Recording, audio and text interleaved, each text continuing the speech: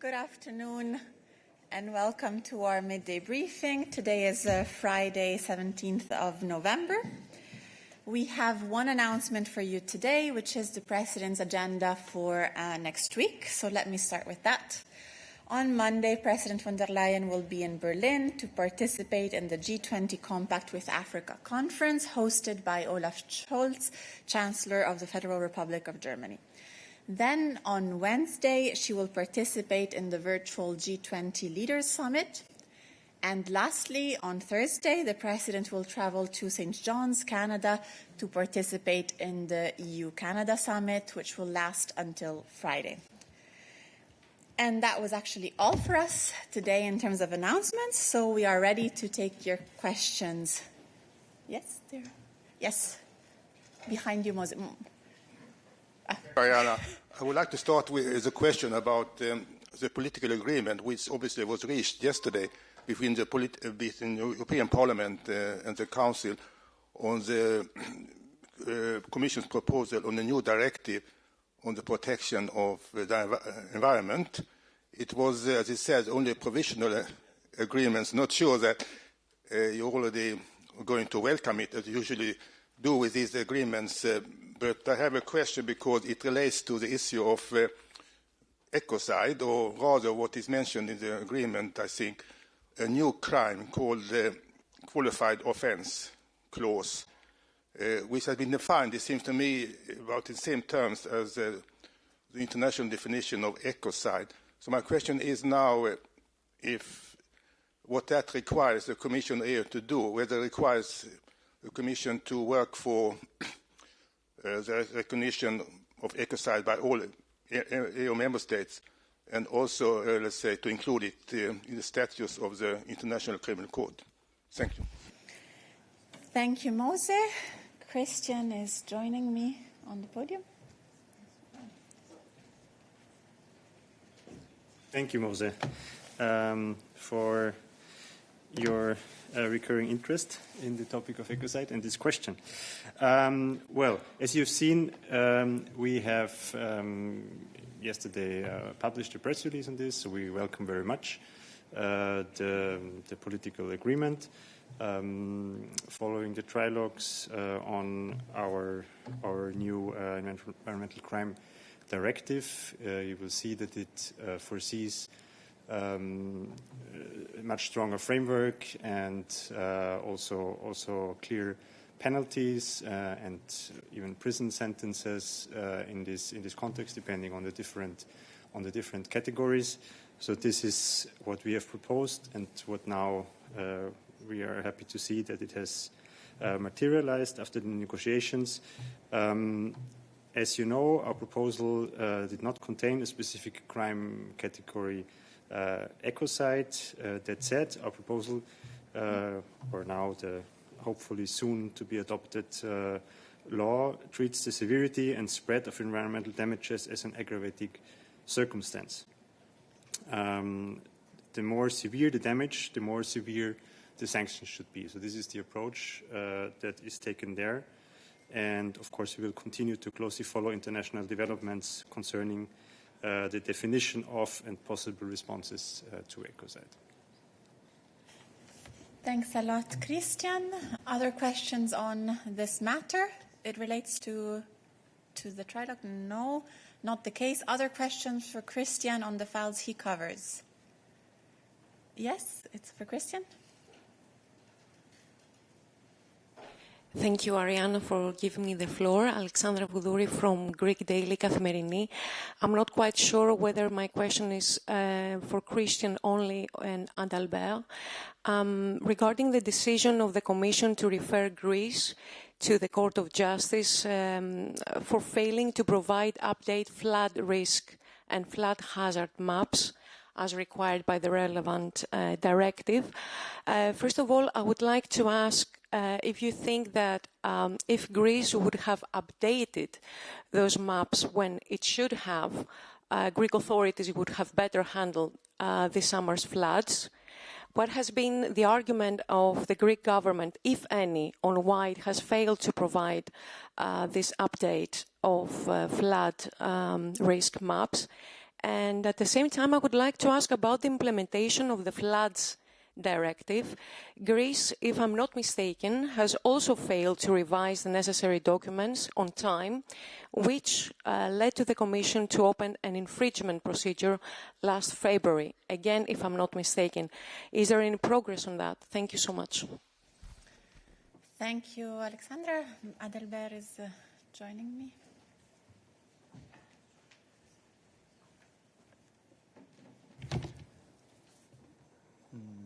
Hello, Alexandra. Thank you very much for your questions. So, about your first question about the impact of this particular infringement on the management of the floods in Greece, this is rather a counterfactual question. I would not be able to really give an assessment of what would have happened if this infringement hadn't been there. Of course, the objective of this piece of EU legislation is to ensure that there is good preparedness for any flood risks. That is also why the Commission is treating any infringements to this directive very, very seriously. However, of course, I cannot speculate on what would have happened if this infringement hadn't been there. Now, I am also not at liberty to disclose the content of exchanges that we have with member states when it comes to infringement proceedings. What matters for us is, in the end, the outcome and the fact that the infringement is still ongoing, and this is why the Commission is taking these steps. And when it comes to your last question, there is indeed the question of the maps and the plans that are required under the directive. And if you look carefully at the press material that we published about the infringement cycle, you will see that we have taken steps both when it comes to the maps and the plans. These two procedures are on different stages because the legal obligations fall under on different timelines. However, we are looking at both, and we are taking steps in the infringement proceedings on both of these. Many thanks, Adalbert. Other questions on this infringement case specifically? I see one hand raised in the chat, but I know it's on a different topic. Other questions for Adalbert while he's on the podium here with me on the various files he covers? Not the case either. Thank you. So I take another question now. Thanks. Come back to you.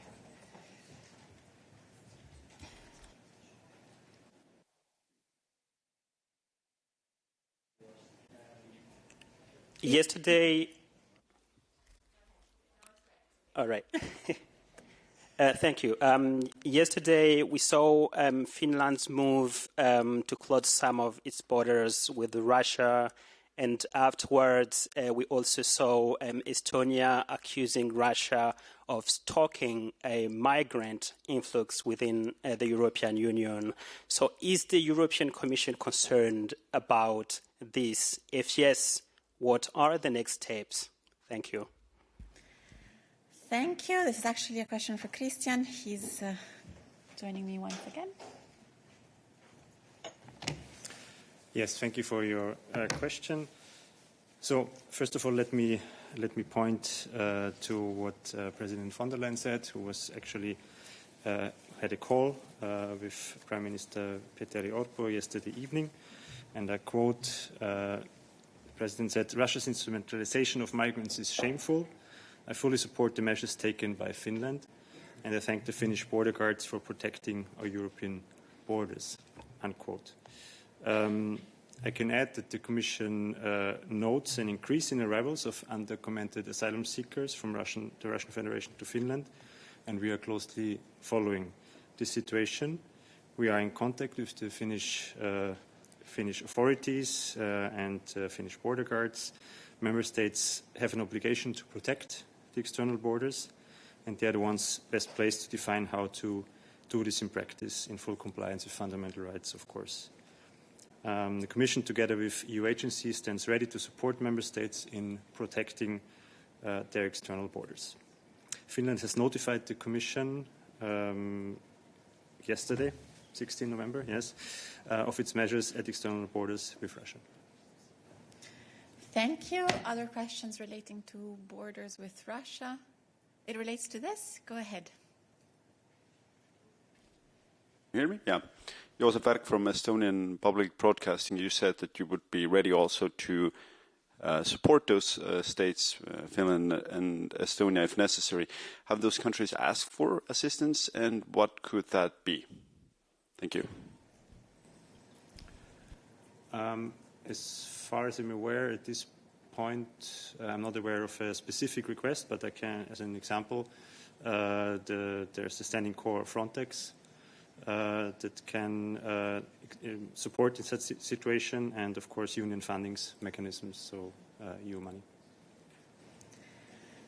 Thanks a lot, Christian. Other questions on this topic?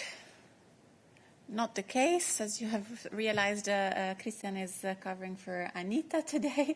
So I will take questions relating to Anita's portfolio as well. I think we have one in the chat. Dusan Gaik.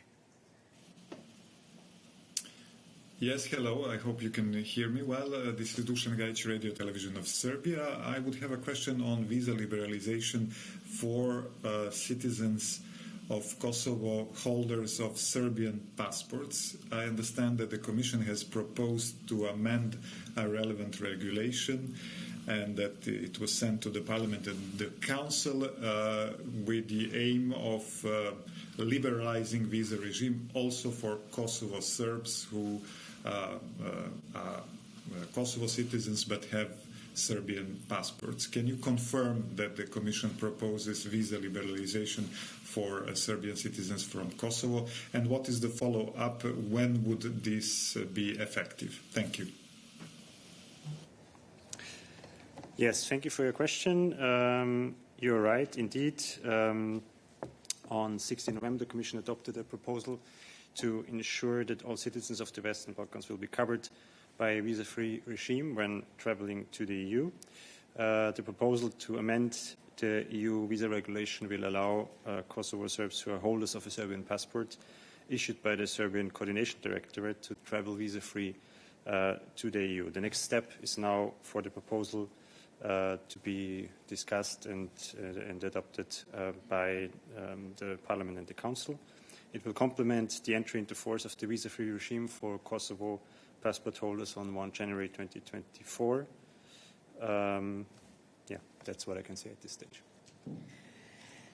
Thank you, Christian. Other questions relating to this topic? You have a follow-up. Go ahead. Yes, just a quick follow-up. Is the intention of this proposal that visa liberalization is in place as of 1st of January, just like for others in Kosovo?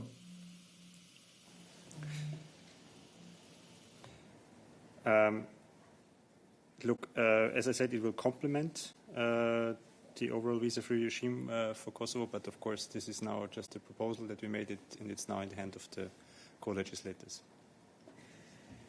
Thank you. Other questions on this matter? Not the case. Other questions for Christian or Anita? Not the case either. Thank you. Other questions for us today? Go ahead. It's about the situation in Gaza Strip. Turkish news agency Anadolu, Selam Valente.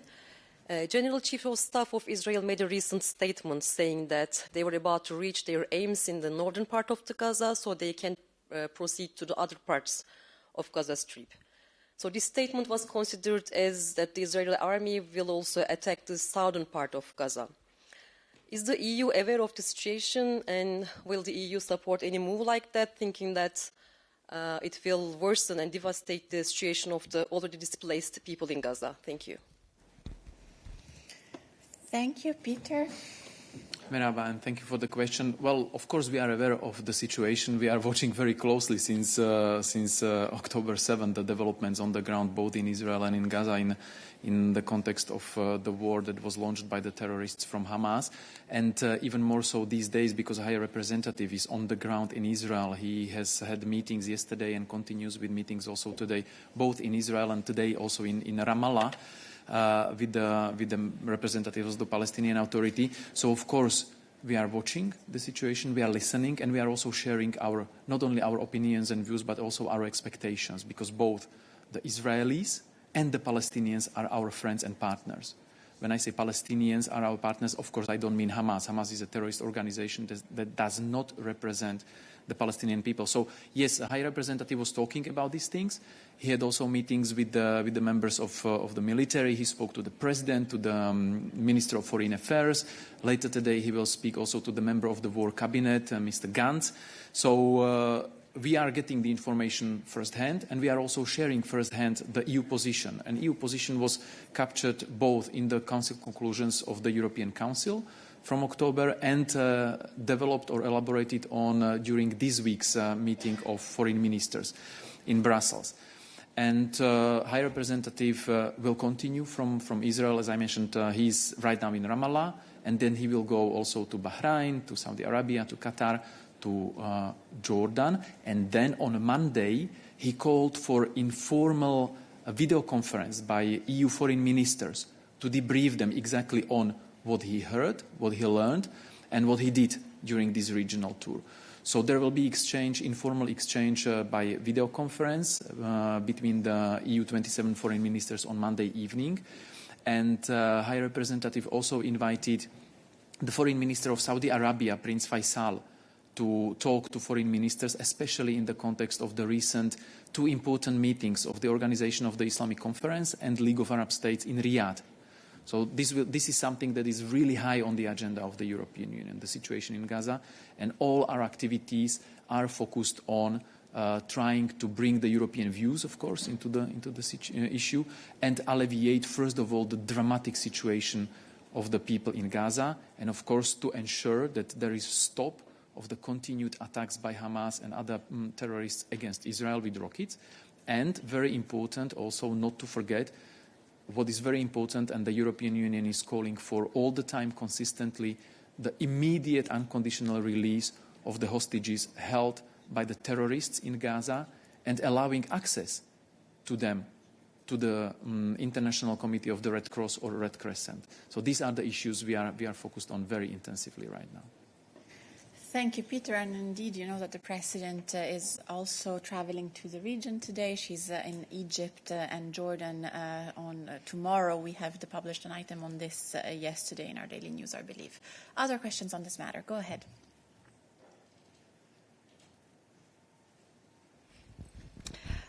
Dans le communiqué que nous avons reçu hier soir sur la réflexion et le discours de l'échange de HRVP Borrell avec le président Herzog, le HRVP a reconnu que effectivement l'Union européenne, la communauté internationale, y compris l'Union européenne, avait commis une faute politique et morale en ne prenant pas suffisamment en compte la considération du problème de la paix entre la Palestine et Israël. Et ce matin, on a aussi des appels de l'ONU qui dit qu'il ne peut plus fonctionner par manque de carburant, et que les communications sont blackout. Et parallèlement, il y a des appels concernant l'introduction de représentants de la Cour pénale internationale à Gaza. Dans cette situation qui est complètement catastrophique, où nous connaissons des gens qui ont perdu 30 membres de leur même famille qui s'abritaient dans la même maison, et ils sont à Bruxelles, ils n'ont plus personne. Et est-ce que vous pensez que lundi, vous allez finalement approuver ou lancer un cessez-le-feu? Est-ce que de cette façon, l'Union européenne, qui est bâtie sur un projet de réconciliation de paix entre des pays, est-ce que vous allez suivre cette voie? Et parce que la situation est effectivement catastrophique des deux côtés. Et voilà, merci. Merci, Odile. Juste une précision, ce n'était pas une déclaration hier, c'était la transcription le discours des représentants dans son entretien avec le président Herzog. Sur la rencontre par visioconférence le lundi, jamais nous préjugeons les résultats des rencontres, de la discussion des pays membres, mais comme je dis, la position européenne était fixée par les leaders de l'Union européenne dans les conclusions des sommets européens, des conseils européens et aussi dans les discussions des ministres des Affaires étrangères. Nous avons sorti la déclaration au nom de 27 le dimanche dernier, donc c'est la position aujourd'hui. Naturellement, nous discutons, nous évaluons la position et le développement sur place. Donc, nous sommes bien conscients sur la situation sur place. C'est aussi un des sujets que le représentant discute très souvent avec les partenaires israéliens aussi. Notre préoccupation et notre souci sur la situation humanitaire, la situation de la population innocente. Mais on doit attendre la discussion des pays membres. Je peux seulement souligner aussi la déclaration ou la résolution du Conseil de sécurité des Nations Unies d'hier ou d'avant-hier, avec un appel à la pause humanitaire. Donc, c'est la position des communautés internationales maintenant. Mais on va voir comment la situation évolue, comment les positions des pays membres vont évoluer. Et vous savez que la position européenne est toujours déterminée par le consensus des 27. Merci, Peter. Est-ce qu'il y a d'autres questions à propos de ce sujet? Je viens dans une minute, Mosé. Il y a Lawrence en ligne. Lawrence, c'est le même sujet? Yeah. Hi, thanks. Hi, Peter. Can you just comment? There's a report from Bloomberg saying that the EU is pulling behind a proposal for a UN peacekeeping force to take over in Gaza after hostilities end. I know that there have been some member states who talked about the UN, and I know that the High Rep talked on Monday about something coming out of the Security Council, but I didn't have the sense that there was a specific plan that had been elaborated. Is that still the case? Thank you, Lawrence. There are, of course, ongoing discussions about how to arrange the situation on the ground once the Israeli operation is finished. Part of this discussion is, of course, considering how Gaza would be administered, governed, how the security would be provided. It is not something where there is a fixed decision made yet. There are discussions, there are exchanges of the views. The trip of HRVP in the region, in the Middle East and in the Gulf can be also seen in the context of these ongoing discussions and exchanges to find the best way, the best modus operandi for what we call day after in a way. But at this stage I would not comment the details of these discussions. They are ongoing. A lot of ideas are being floated by different actors and interlocutors. And many things are being considered, but again, it's the stage when things are being discussed and no decision has been taken. And of course, we would not be commenting any news reports about any ongoing diplomatic activities, be it in Brussels, be it in Geneva or in New York. Thank you, Peter. Lawrence, you have a follow-up? Yeah, I don't need you to comment on news reports, Peter. Can you just tell me very straightforwardly, did Borrell raise the issue of a UN international peacekeeping force with his Israeli interlocutors yesterday?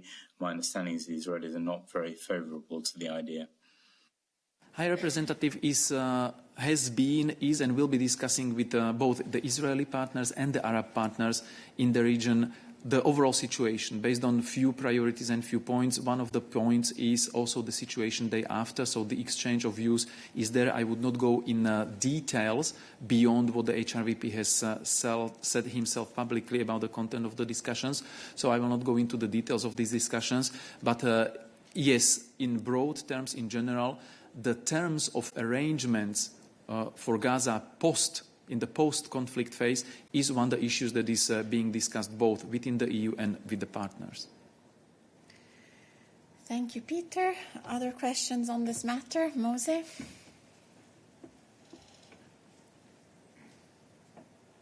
Okay, thank you, Arianna, for giving me the floor again. Yes, I also like to ask Peter about High Representative Borrell's ongoing visit in Israel. we're trying to follow it, and always changes in the program and so on. But you get the impression, at least, that Borrell went to Israel and to region to convey, let's say, a message or commitment on behalf of the whole of EU, not only supporting Israel in its rights of self-defense according to international law, but also to draw the attention to the humanitarian situation in the Gaza Strip, and of course also to support the efforts after the war in building some kind of peace afterwards, resuming the peace process and so on. Do you have the impression that the Israeli politicians he met, including the president, that they really listened to him, or took that message on board? I don't know if there were any press conferences yesterday as was planned, so it's difficult to get an impression of how well that message was received by the Israelis. So my question is, I know you're going to, as you said, to debrief the EU foreign ministers on Monday, but still it would be interesting to know how do you think that High Representative Borrell is handling this very difficult situation during his visit in Israel? And do you think that the outcome of his visit to Israel will in some way, let's say, affect his meetings, what you're going to say to the Arab leaders who are going to meet later on tomorrow or on Sunday? Thank you. Thank you, Mose. Of course, the trips to different destinations during this trip, they are feeding into each other. So, of course, in Israel, HRVP is conveying not only EU's understanding, EU message of solidarity, but also the calls for the release of the hostages, calls for caution or restraint when it comes to protection of civilians. Of course, this is very important. This is a very important part. He's conveying our messages, our concerns, our expectations, because we are talking to friends. When we are in Israel, HRVP is in Israel as a friend of Israel, representing the EU as a friend of Israel. And one basic precondition of a partnership based on friendship is that we listen to each other. So yes, I'm sure that the Israeli partners were listening to High Representative, because not only because it's a polite thing to do in diplomacy, but because he is the carrier of the message of 27 member states. And it's very difficult to talk about the outcomes. I think the only outcome, what people would like to see, would be the stop of hostilities and stop of the suffering of people. But we still see that hostages are being held, that rockets are being fired, that Israel still continues their operation in Gaza. So this is part of the process. And part of the process is interaction with the partners, delivering the messages, delivering the expectations, and trying to find the way out jointly. And this is what the trip is about. This is what the interactions are about. High Representative will, of course, debrief foreign ministers on Monday during this informal video conference about what was discussed, what's the latest, what are developments. Then Foreign Minister of Saudi Arabia will also join the meeting and will share the views of these two important organizations, the OIC and League of Arab States, the Organization of Islamic Conference and League of Arab States. And all this is part of the concentrated outreach, not only by the European Union and its representatives, but also the international community, because there are many actors who are really keen to see the end of the suffering on the Israeli side and on the Palestinian side. So this is a process, very important part of the process, but the process will still continue until it brings the desired outcomes in form of stopping the violence and then restart of the political process for finding the solution, the two-state solution, which is also part of the very important messaging High Representative has in the region.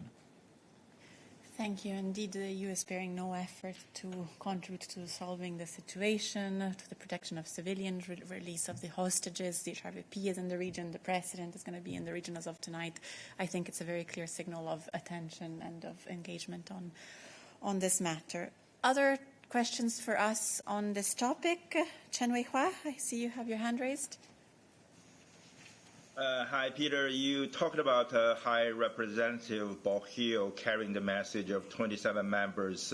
But, in the last week or so, we have seen President Macron calling on Israeli, to stop bombing civilian children called for ceasefire, use that word.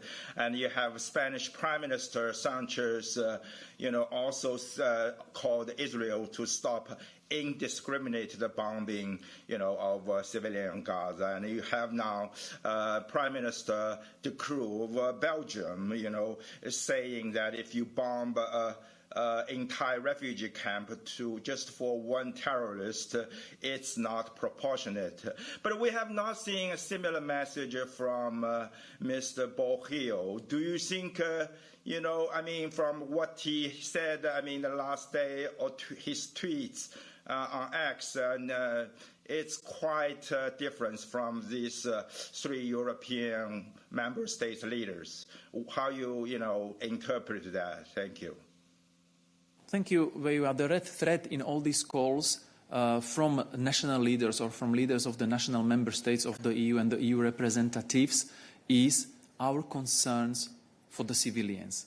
There is way too much of civilian suffering, and that needs to stop. And this is what High Representative was actually saying in Israel. If you look at the transcripts we published from his meetings with the foreign minister and with the president of Israel, it's very clearly there, expressing solidarity on one side, but also appealing on proportionality when it comes to protection of the civilians, appealing on the fact that the Israelis, although they suffered a huge terrorist attack and terrible tragedy, they should not be consumed by their rage.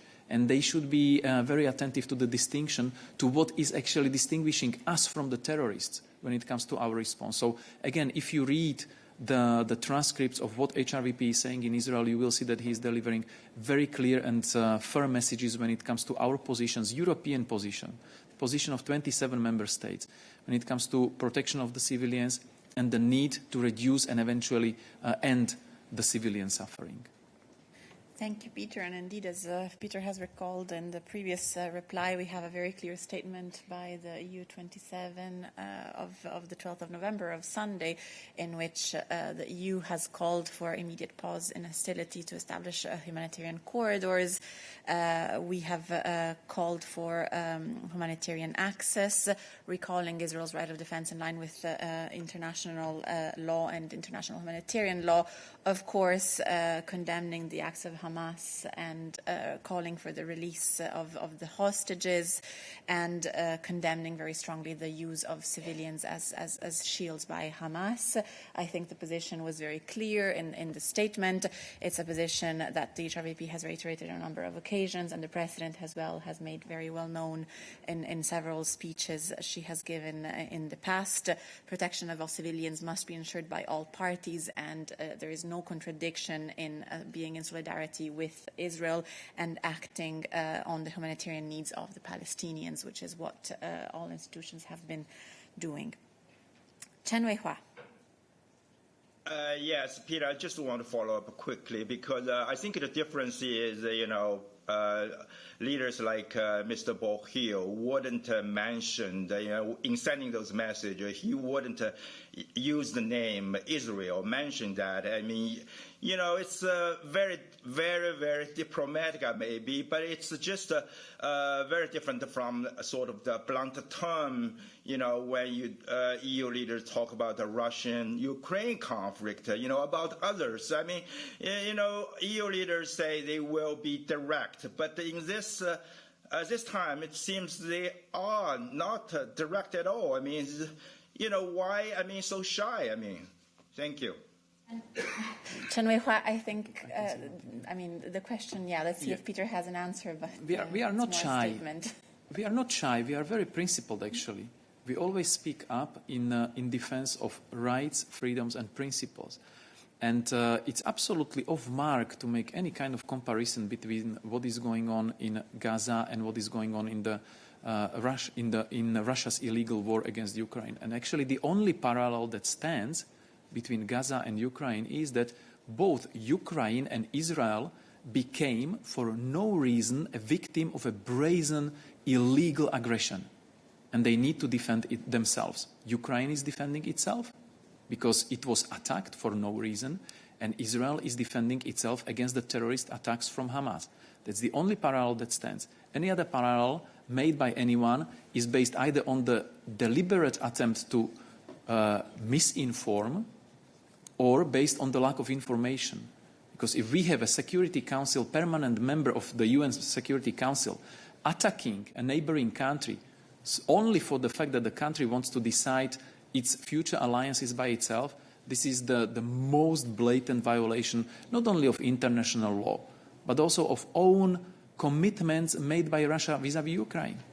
Whereas in case of Gaza and Israel, we were witnessing a terrorist attack that was directed mostly against the civilians. So no parallel stands in this case. And the EU, in all these situations, when there is a clear victim and clear aggressor, is very principled on the side of the victim, and of course trying to do everything we can together with the international partners to find solutions and contribute to the solutions and to ending of the conflict, preferably behind the negotiating table. But this is not what Hamas was doing and is interested in doing. And this is not what Russia is doing. This is not what Putin is interested in doing, to find negotiated solutions. So the only parallel that stands between Gaza and Ukraine is the parallel between the aggressor, which is Putin, and Hamas in these cases. Thank you, Peter. Other questions relating to the situation in Israel and Gaza? Not the case. Other questions relating to foreign affairs? Augustin, you have a question? Is it on foreign affairs? Yes, thank you. Peter, President of Ukraine, Zelensky, said yesterday that he has information that Russia might attempt to provoke a conflict in the Western Balkans. We have heard the concerns from European Parliament and also from some leaders of EU member states. Do you share this concern? Thank you. Thank you very much. For some time we were saying that Russia is trying to exercise its malign influence also in the territory of the Western Balkans. So yes, this is a concern which we are sharing, and it's not a new concern. I mean, this concern has been with us for some time already. So we are aligned on this with the Ukrainian president, and we know that Russia is doing everything they can to sow discontent, political instability, foreign interference, information manipulation, and this is why we are increasing actually our cooperation and assistance to our partners in the Western Balkans when it comes to strengthening their capacities and abilities to deal with this form of hybrid threats and foreign interference. Thank you, Peter. Other questions in relation to this matter? Lawrence, is it on this? Yeah, sorry, just to follow up there, Peter. Has the Ukrainian president shared the information that he said he had, the very specific information he said he had about Russian interference in the Balkans? And is there anything, therefore, new there? Thank you. Again, like in previous cases, we don't really comment on the details of the exchanges we have with the partners, especially when it comes to specific information, but we share the assessment. We have the information anyway. We observe these activities by Russia for already some time. So we are in full sync, and we are aware about what Russia is trying to do. And we are working very hard with our Western Balkans partners to equip them to deal with it. And this was also one of the issues raised during the ministerial meeting on Monday here in Brussels. We had as EU27 with the foreign ministers from the Western Balkan countries. Thank you, Peter. Other questions on this matter? Not the case. Other questions on foreign affairs? Not the case either. Thanks. Other questions for us today on different topics?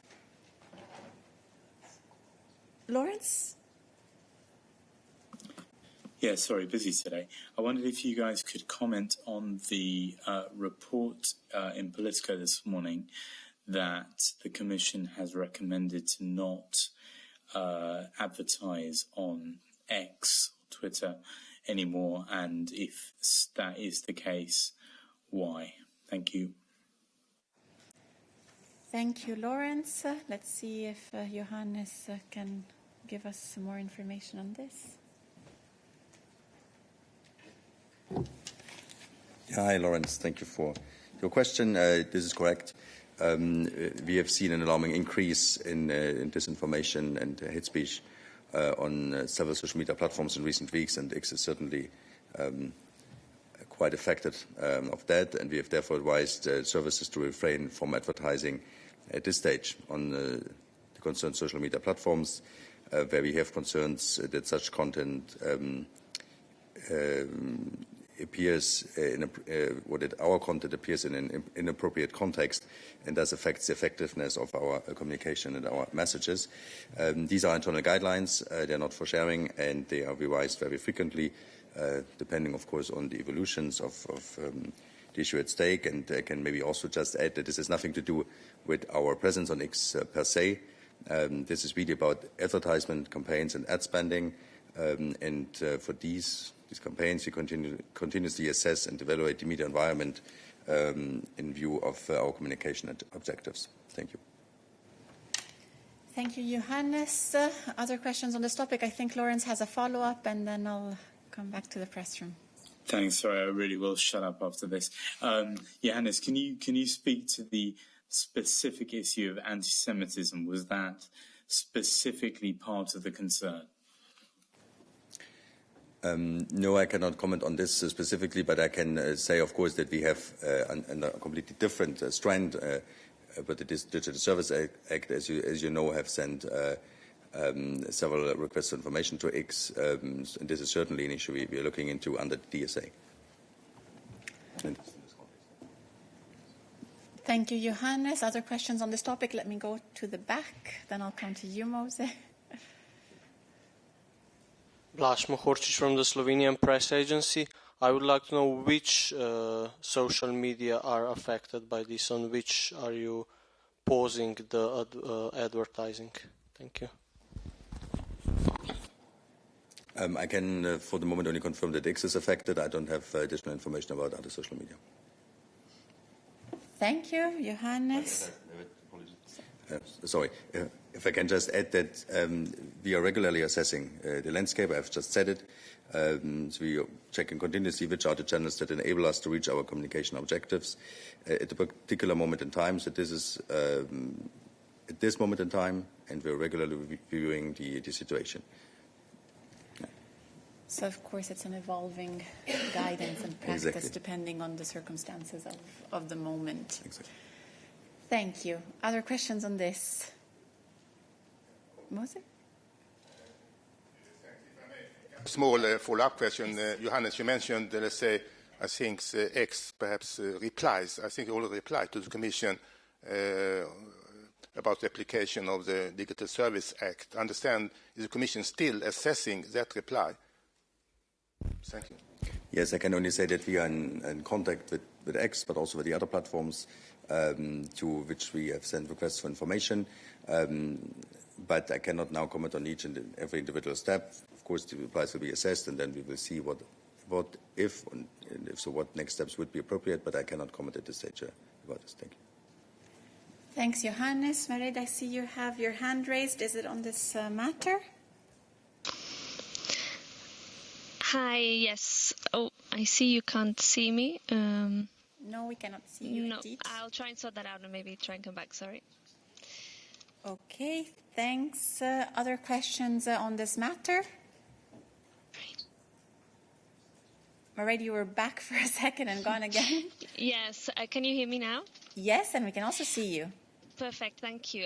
Johannes, I know we mentioned this also yesterday. I wanted to confirm whether the decision to refrain from advertising on X for the time being is also linked to the case that was discussed yesterday, filed with the EDPS, about the misuse of targeting mechanisms in a certain campaign run by DG Home.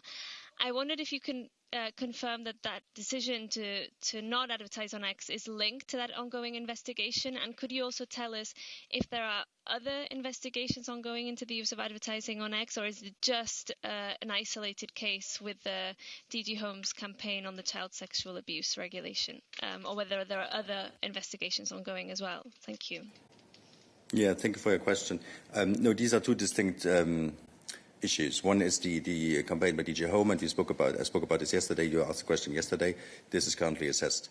And the other thing is more generally the guidance on which platforms our ad spending should take place. I can maybe add that this is not. It's guidance that was issued recently but it's not from today, let's say. Okay, so this is has come in recent weeks, but this is not directly linked to the spending by DG Home.